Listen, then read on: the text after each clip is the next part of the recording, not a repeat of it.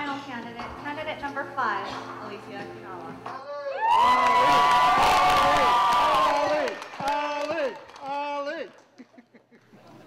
Good evening. My name is Alicia Hayashino Kagawa. Before I begin, I would like to take a moment to express my gratitude to my sponsor, Takeda Sake USA Incorporated, to the Northern California Cherry Blossom Queen Committee, and to all of the many volunteers who have helped to perpetuate this 41-year-long Japantown tradition. I'm honored to be a part of it. My parents have always been very much involved in the Japanese-American community, but as a Yonsei girl growing up in Marin, I was more concerned with just fitting in with my friends, who were all non-Nikkei. For the most part I did, but there were times when I felt something was missing.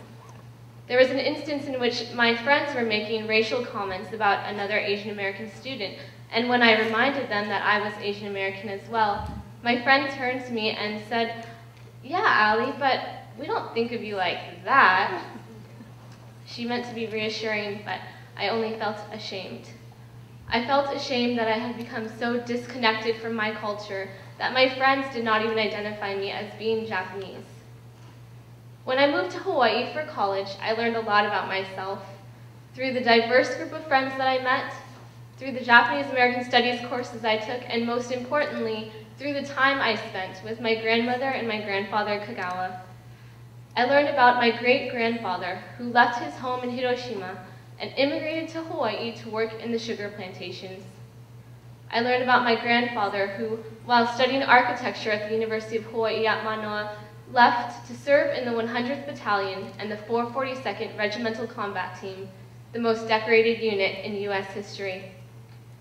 Meanwhile, my grandmother Kagawa and my grandmother and grandfather Hayashino were fighting a different war, at home against prejudice.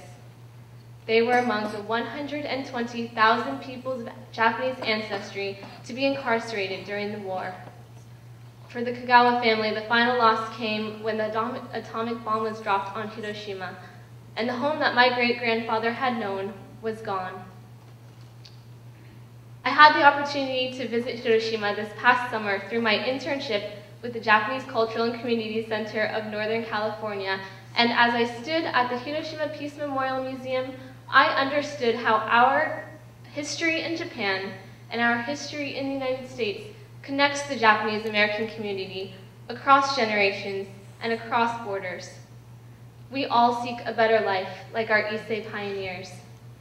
We cherish our freedoms, like the Nisei veterans and the Nisei who live behind barbed wire. We want to make a difference in our community, like the Sansei activists, and we all want the phrase, "never again," to be a reality.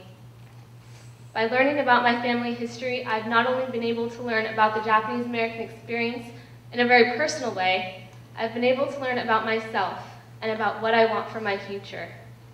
I am proud to be continuing my family legacy of community service and to be working now at the JCCCNC to plan programs that I hope will inspire other young Nikkei to learn about their family histories in an effort to perpetuate and celebrate our unique culture.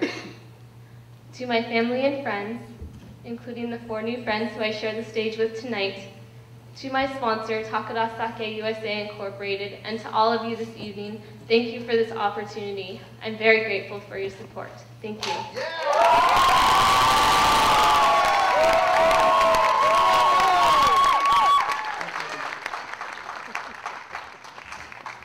Please give all the candidates another round of applause.